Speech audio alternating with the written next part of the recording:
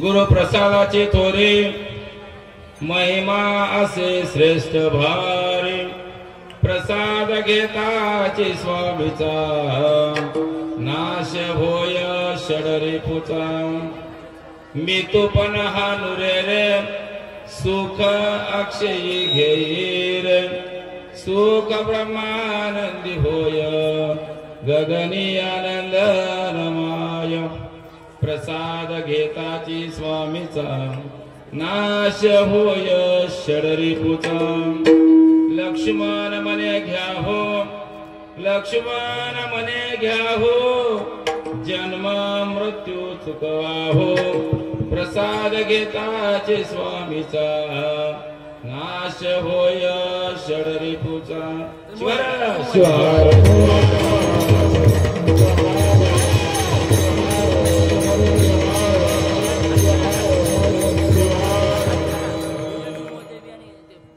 गुरुदेव महादेव गुरुदेव सदाशिव गुरुतत्वात् परं नास्ति तस्मै श्री गुरवे नमः तस्मै श्री गुरवे नमः तस्मै श्री गुरवे नमः।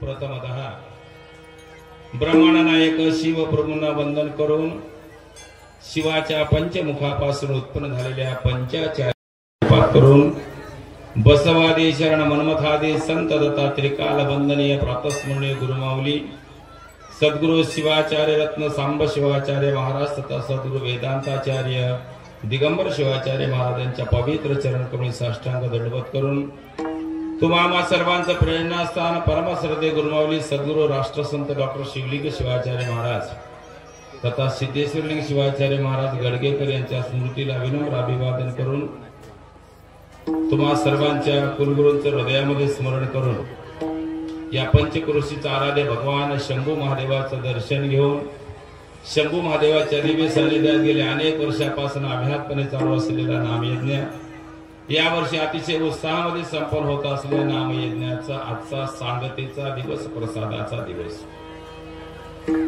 या प्रसाद रूपी कीर्तन सेवेसाठी उपस्थित स्वामी उपस्थित शिव कीर्तनकार प्रवचनकार संगीतकार गायक वादक गावातून बाहेरगावून आलेले भजनी मंडळ या सत्ता समितीचे संयोजक आयोजक नियोजक व्यवस्थापक आमचे मित्र आदरणीय पत्रे सर आदरणीय गुगे सर तथा या कार्यक्रमासाठी उपस्थित असणाऱ्या तुम्हा सर्व शिवभक्तांना विनम्र अभिवादन। जय शिवा करून कीर्तन रूपी शिवाला आरंभ करतो आहे। गुरु प्रसादाचे थोरे महिमा श्री श्रेष्ठ भारी खोरीचा महादेव महादेवाच्या दिव्य सानिध्यात संपन्न होत असलेला हा नामयज्ञ। माझा आवाज बसलेल्या माणसाला स्पष्ट ऐकू यायला का हे बघा पहिल्यांदा तिकडे ऐकू यायला का माझा चांगला नाही आता याचे ते कर्कशपणा कमी करा स्पष्टता येऊ द्या। हॅलो ह्यामध्ये बेस कमी करा काय तुम्हाला कमी करायचं ते करा आवाज गेला पाहिजे। त्या तिकडे डोळे लावलेल्या मावशीला यायला मग आवाज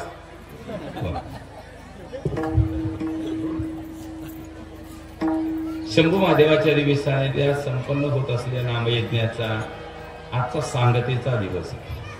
आजच्या दिवसाला अनेक अंगानं अनन्यसाधारण महत्व आहे। मग धर्माच्या अंगानं महत्व असेल शास्त्राच्या अंगानं महत्व असेल सेवेच्या अंगानं महत्व असेल भक्तीच्या अंगानं महत्व असेल सामाजिक अंगानं महत्व असेल परिवर्तनाच्या अंगानं महत्व असेल किंवा अनेक अनेक कारणानं याला महत्व आहे। म्हणून आजचा दिवस हा समाप्तीचा दिवस आहे सांगतेचा दिवस आहे। काही लोक विनोदानं म्हणतात मोकळं व्हायचा दिवस आहे। कार्यकर्ता वही घेऊन फिरते म्हणले आज मोकळं व्हायचा दिवस आहे। अनेकाने अनेक काही उभं टाकलेले भजनी म्हणतात आज बटोड्याचा दिवस आहे म्हणजे वाटायचा प्रसाद म्हणाले अनेकाचा दिवस। आजच्या दिवसाचं महत्व समजून घेत असताना गेल्या 7 दिवसामध्ये हा एक आपण संकल्प सोहळा आयोजित केला। हा संकल्प सोहळा पैसे जास्त झालेत करावं लागते म्हणून आपण करत नाही। याच्यातून आपल्याला काहीतरी मिळणार आहे काहीतरी प्रेरणा घेणार आहोत कशातरी हे जागरण आहे। कारण हे जागेपणाचं लक्षण किंवा जागेपणाची संकल्पना घेऊन आपण हा कार्यक्रम आयोजित केलाय। 7 दिवस झाला आज 8वा दिवस आहे। कळस स्थापन केल्यापासून विना उभं केल्यापासून आपण प्रत्येक उपक्रमामध्ये सहभागी होतो आहोत। हे वेगवेगळ्या प्रकारचं जागरण आहे। आज आम्ही जागे आहोत असा आमचा भ्रम आहे। आज आपण जागे आहोत हा आपला भ्रम आहे। डोळे उघडे ठेवणं म्हणजे जागं नाही तर बुद्धीचे दरवाजे उघडावे लागतील। आमच्या अंतरपटलावर आलेला जो म्हणजे पडदा आहे अज्ञानाचा असेल मायेचा असेल भ्रांतीचा असेल मीपणाचा म्हणजे अहंकाराचा असेल कशा तरी का होईना तो पडदा असल्यामुळं सुखादुःखाची आपल्याला पारख करता येत नाही। तो पडदा तुझ्या समोर असल्यामुळं बुद्धी असून सुद्धा विवेकाचा अभाव होतो आहे। मग वेगळ्या प्रकारचं जागरण आहे। त्यापैकी सगळ्यात महत्वाचं पहिलं जागरण आहे हे 7-8 दिवसाचं विचाराचं जागरण आहे. कारण विचाराशिवाय माणसाचं जीवनमूल्य बदलत नाही. आज तंत्रज्ञान विकसित झालं, जग चंद्रावर चाललंय, माणसं श्रीमंत व्हायले. श्रीमंतीबद्दल माझंही काही दुमत नाही. माणसानं नक्की श्रीमंत व्हावं, गरिबानं खूप श्रीमंत व्हावं, पैसेवालं व्हावं, काही आपलं म्हणणं नाही. पण या भौतिक जगतामध्ये प्रगतीच्या नावाखाली माणूस भौतिक अंगाने प्रगती करतो आहे. पण दुसरी बाजू जर त्याची बघितली तर माणसाचं नैतिक मूल्य संपत चालले, त्याचं अधपतन व्हावे. घराघरामध्ये भावाभावामध्ये आता प्रेम राहिलं नाही, जिव्हाळा नाही. पैसे भरपूर आले, जिव्हाळा राहिला नाही. घरामध्ये एकमेकाचा विश्वास राहिला नाही.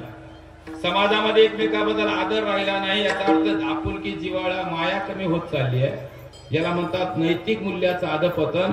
आणि नैतिक मूल्याचं अधपतन कशामुळे होत असेल तर विचाराच्या कमकुवतपणामुळं किंवा विचाराच्या अभावामुळे नैतिक मूल्य संपत आली. कारण संत म्हणतायत विचाराचं दारिद्र्य जर आम्हाला संपवायचं असेल, बाकी पैशाचं भौतिक जीवनाचं दारिद्र्य संपवायला सरकारी योजना खूप आहे, पण विचाराचं दारिद्र्य जर आम्हाला संपवायचं असेल तर त्याला संतांच्या संगतीशिवाय दुसरा कुठलाही पर्याय नाही. संत संगती करावी लागते. म्हणून 7 दिवस 8 दिवस आपण संतांच्या संगतीतून विचाराचं दारिद्र्याचं निर्मूलन करतो आहोत. कारण विचाराशिवाय जे जीवन आहे, विचाराविरहित करणे ते भोल,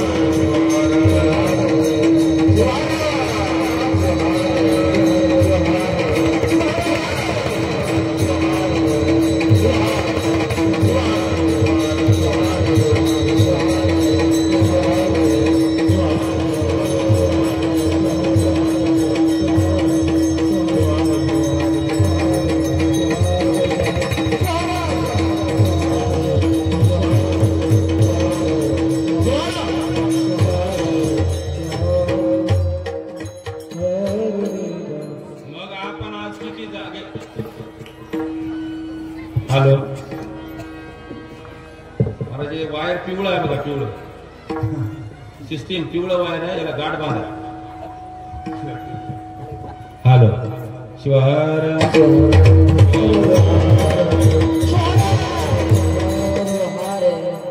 आपण मूल्यांकन करायचं आहे की 7 दिवस झाला आपण विचाराचं जागरण करतो आहोत. आपल्या विचारात किती बदल झाला. आवाज वाढला बघा महाराज, तर कशी झाला, किती बदल झाला. आणि आज जर कळाला नाही तर प्रसादच कळत नाही. म्हणून पहिल्यांदा थोडस का होईना पण आत्मपरीक्षण करावं. 2 शब्द फार महत्वाचे आहेत मराठी भाषेमध्ये. एक आहे सिंहावलोकन आणि दुसरं आहे आत्मावलोकन. असं म्हणतात की जंगलातला सिंह 50 पावलं पुढे चालल्यानंतर मागे परतून बघतो. त्याला म्हणतात सिंहावलोकन. आणि साधकानं साधना करताना थोडीशी साधना झाली की आत बघायचं, मागं बघायचं नाही, आपल्या आत बघायचं आहे केलेली साधना कितपत सिद्ध झाली. म्हणून विचारात काय बदल झाला का बघा. कारण सध्याच्या काळामध्ये विचाराचं खूप मोठं दारिद्र्य आलेलं आहे. आणि विचाराचं दारिद्र्य नैतिक मूल्य संपवतंय, मानवता संपवतंय, धर्म संपवित, नवे नवे एकमेकाबद्दलच जीवावर उठण्याची सुद्धा क्षमता त्याच्यात निर्माण होती विचाराच्या दारिद्र्यामुळे. म्हणून विचाराचं दारिद्र्य एवढं भयान आहे. तुम्हाला उदाहरण सांगतो छोटस. एक 50 एकरचा मालक आहे, 2 पोरं आहे, दोन्ही पोरं नोकरीला आहे, 2 मजली बिल्डिंग आहे, 30 लाख रुपये घरात बॅलन्स आहे, 80 लाखाची घरापुढी कार आहे. बाईच्या अंगावर 40 तोळे सोनं आहे, याच्या अंगावर 10 तोळे सोनं आहे. काय कमी आहे का सांगा. 50 एकर बागायत जमीन, 2 पोरं नोकरीला, 2 सुना नोकरीला, 2 मजली बिल्डिंग, 30 लाख रुपये बॅलन्स, 40 तोळे अंगावर सोनं, याच्या अंगावर सोनं, 80 लाखाची घरापुढी कार. आता याला काही कमी आहे काय नाही. एवढा श्रीमंत माणूस एके दिवशी पेढे वाटीत वाटीत आला आणि माझ्या शाळेतून मला म्हणला गुरुजी पेढा खा. हातावर पेढा दिला आणि मी सहज विनोदानं म्हणालो कस काय पेढे वाटायला बाबा, म्हातारपणी पोरग गिरग झालं की काय म्हणजे. तर मला म्हणला गुरुजी पोरं झाल्यावर पेढे वाटलो नाही. म्हणला 2 वर्ष झालं आमदाराच्या मागे लागून लागून आता नाव आलंय म्हणला माझं दलिंदर रेषेत. दारिद्र्य म्हणलं नाही ते, दलिंदर रेषेत म्हणलं ते. मी मनातल्या मनात म्हणलं तू पहिलं दलिंदर होतास. म्हणजे याचा अर्थ काय झाला, हे नैतिक मूल्य विचार, आणि या विचारातून जर आम्ही जागे झालो नाही तर प्रसादाचा कळत नाही. 7 दिवसामध्ये आम्ही 2ऱ्या नंबरचं जागरण केलंय, ते धर्माचं जागरण आहे. धर्म रक्षिते रक्षितः. जगामध्ये अनेक प्रकारचे धर्म आहेत, पण त्या धर्मामधल्या ज्या संकल्पना वेगवेगळ्या आहेत, पण त्याच्यापेक्षा वीरशैव लिंगायताचा धर्म हा वैशिष्ट्यपूर्ण धर्म आहे. आम्ही फार मोठ्या संस्कृतीमध्ये जन्माला आलेलो आहोत, पण गंमत अशी आहे आम्ही आमच्या संस्कृतीचा विसर पडला आणि आमची माणसं आता सोयर झाली. तुम्ही म्हणा महाराज असं कसं म्हणताय, तुम्ही तुमच्याच घरी तुमच्या देवाऱ्यात जाऊन बघा. आम्ही एकाच फक्त महादेवाचे भक्त असताना सुद्धा बऱ्याच देवाची गर्दी केली आपण त्या देवाऱ्यामध्ये, आहे का नाही. जिकडं नवीन निघाला तिकडे आमचेच लोक पळाले, दुसरं कोणीच पळणार नाही. याचा अर्थ आहे धर्माचं जागरण आम्हाला करता आलं नाही, धर्माचं तत्व आम्हाला कळालं नाही. फार मोठी आपली संस्कृती आहे. कारण का जन्मापूर्वीपासून म्हणजे जन्मल्यापासून जन्मल्यानंतर जगेपर्यंत आणि मरेपर्यंत देव सोबत घेऊन जगणारी आपली संस्कृती आहे. जन्मापूर्वी गर्भाला लिंग धारणा केली जाते. लेकरू जन्मल्याबरोबर त्या लेकराच्या तोंडामध्ये त्या लेकराला जमिनीवर अन्न ग्रहण करण्याचा अधिकार नाही. त्या लिंगाची पूजा करून बेलाच्या पानाला 2 थेंब लिंगाचं तीर्थ त्या लेकराला पाजविल्याशिवाय स्वतःच्या माईचं दूध पिण्याचा सुद्धा अधिकार नाही. जाताना सुद्धा ज्यावेळेस समाधी दिल्या जाते अंतकाळामध्ये, त्यावेळेस शेवटी त्याच्या इष्टलिंगाची पूजा करून त्याचं तीर्थ पाजविल्या जातं. याचा अर्थ येताना तीर्थ पिऊन येतो आणि जाताना तीर्थ पिऊन जातो. याचा अर्थ तो मुक्त आहे, ज्याला पुनर्जन्म नाही. एवढी मोठी आपली संस्कृती आहे, पण आम्हाला आमच्या संस्कृतीचं भान राहिलं नाही. ते भान यावं याच्यासाठी हे जागर आहे, याच्यासाठी जागर आहे. संस्कृती काय आहे, या संस्कृतीमध्ये जन्मानं माणूस मोठा नाही.